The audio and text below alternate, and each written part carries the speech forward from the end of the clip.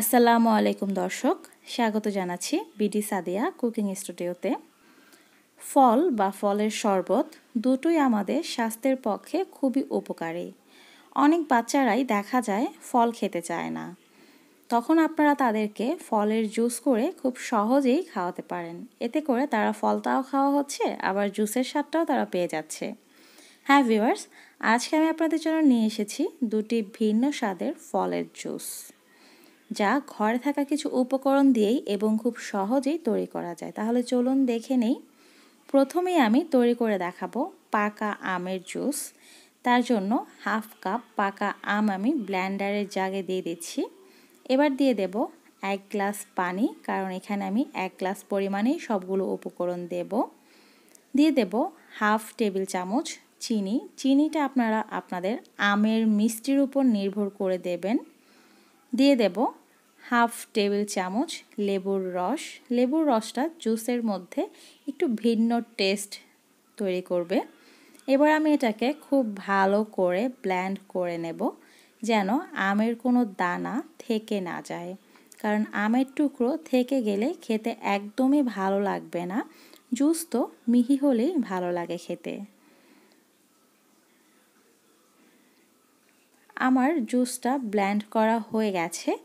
আপনারা দেখতে পাচ্ছেন যে জুসটা কত সুন্দর করে ব্লেন্ড হয়েছে। এবার আমি গ্লাসে ঢেলে পরিবেশন করে নিচ্ছি। কিছু বরফ কুচি ও লেবুর স্লাইস দিয়ে জুসটাকে আমি পরিবেশন করে নিয়েছি। দেখতেই পাচ্ছেন কতটা সুন্দর হয়েছে। এবার আমি চলে যাব আমার দ্বিতীয় জুসে। তৈরি করে দেখাবো পাকা পেঁপের জুস। পাকা পেঁপের জুস তৈরি করার জন্য আমি হাফ কাপ পাকা পেঁপে নিয়ে নিয়েছি।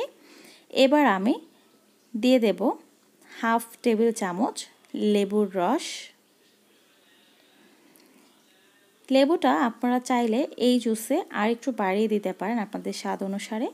দিয়ে দেব 1 টেবিল চামচ পরিমাণ চিনি।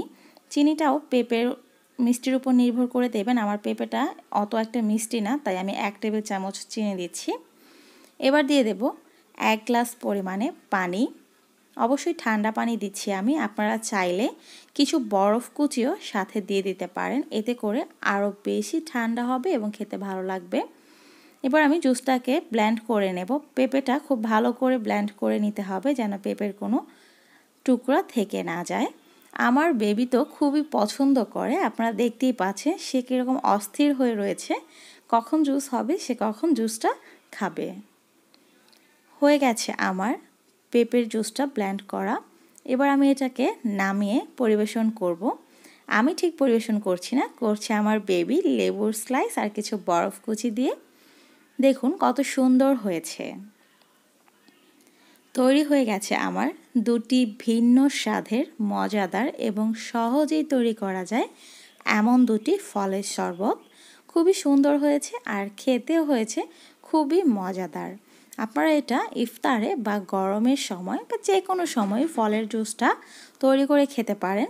আর তৈরি করলে কেমন হয়েছে অবশ্যই আমাকে কমেন্ট বক্সে জানাবেন। রেসিপি সংক্রান্ত কোনো কোশ্চেন থাকলে সেটাও আমাকে কমেন্ট বক্সে জানাতে পারেন, আমি আনসার দেওয়ার চেষ্টা করব। আর আপনারা তৈরি করার পর রান্নার ছবি বা আপনাদের যে কোনো রান্নার ছবি আমার সাথে আমার ফেসবুক গ্রুপে শেয়ার করতে পারেন। আমি গ্রুপ লিংক ডেসক্রিপশন বক্সে দিয়ে দেব। আজকে এ পর্যন্তই। সবাই ভালো থাকবেন। আল্লাহ হাফেজ।